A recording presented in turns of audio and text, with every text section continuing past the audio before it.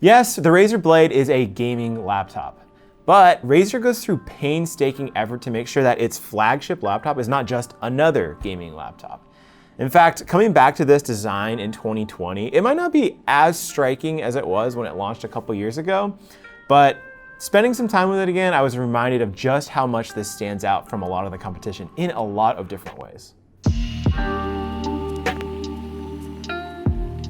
The design of the Razer Blade is more about what it avoids than what it actually does. And you'll know what I mean if you set this thing next to a laptop from the Predator line or the Alienware line. It's really obvious right away. This is a normal laptop, for lack of a better term, and it totally knows it. The focus here is all on straight lines and simple design language. It's more in line with a MacBook than a traditional gaming laptop. There are two exceptions to that rule, of course, and they both involve glowing lights. You've got the green snake logo on the lid, which still glows in the dark, and of course the RGB backlighting on the keyboard. With 12 levels of brightness control and endless customization options, Razer still does RGB backlighting better than anyone else.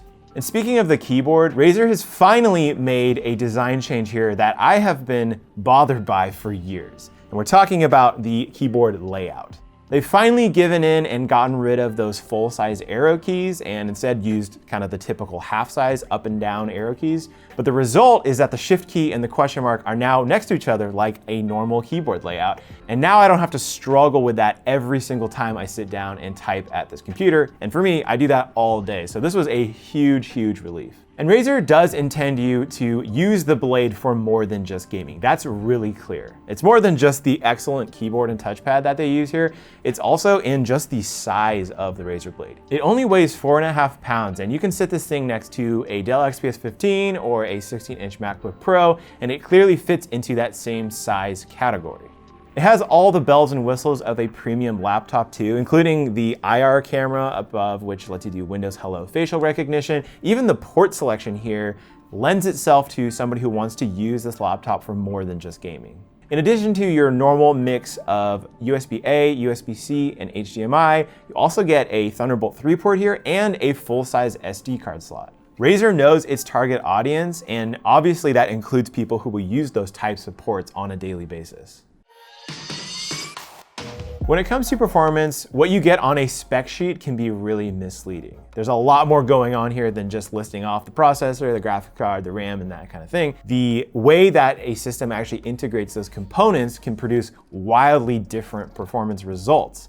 And the Razer Blade is kind of an interesting example of that. But let's get this out of the way first. As a gaming laptop, which that's what this is, it's fantastic. Uses the new NVIDIA RTX 2080 Super Max-Q graphics card, which is the top of the line for these thin and light gaming laptops in 2020.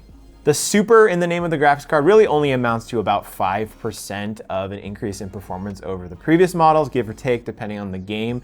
But the gameplay experience that you get on the Razer Blade is as much about the screen as it is about the graphics card. This particular unit I have here came with a 300 Hz refresh rate screen at 1080p resolution. And even though you might like the sound of a 4K OLED panel, which Razer also offers, if gaming is your main prerogative, this is the one you want. 300 Hz might sound like overkill, but it basically ensures that your GPU will never be bottlenecked by your screen, and all that extra headroom means you won't experience all that nasty screen tearing that you get in some gaming laptops. It's nice to know that even lighter games like CSGO or Rocket League, which actually caps at 250 frames per second, still won't even come close to that upper limit.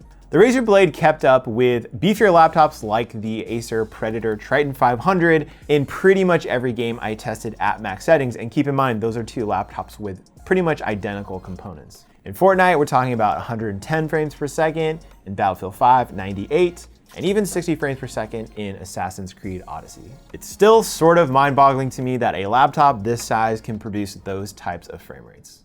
So that's gaming, and the way the Razer Blade handles its power share between the GPU and the CPU is definitely oriented more towards that graphics card. It's not to say that the Razer Blade isn't a good laptop for content creation, but it does have some limitations there.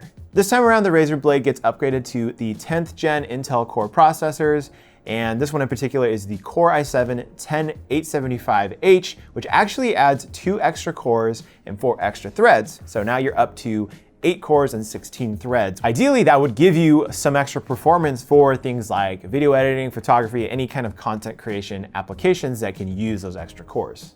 And in case you're curious, games nowadays can't really use those extra cores all that much. However, we have some new consoles coming up, and that could actually end up changing the way games use extra cores in processors. So one like this actually might be pretty powerful in the future, but right now you're not gonna see much of a difference between this and the 6-core processor from last year. But back to video editing. The Razer Blade's really not a bad little machine at that type of task. It's just that there are some better options out there these days, like the laptop I recently reviewed, the Dell XPS 17.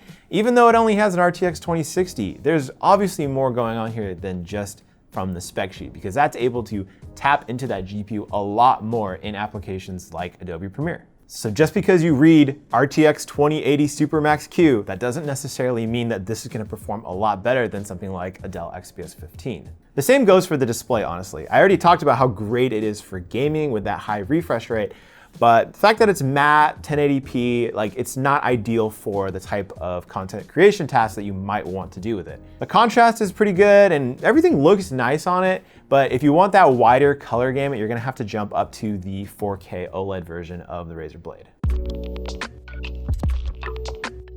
Now that this particular design is beginning to show its age a little bit, I do have a couple of things I'd like to see improved in the future, and the first has to do with airflow. Now, Razer works really hard to make sure that there's some poke holes all over the chassis and put vents in every possible area.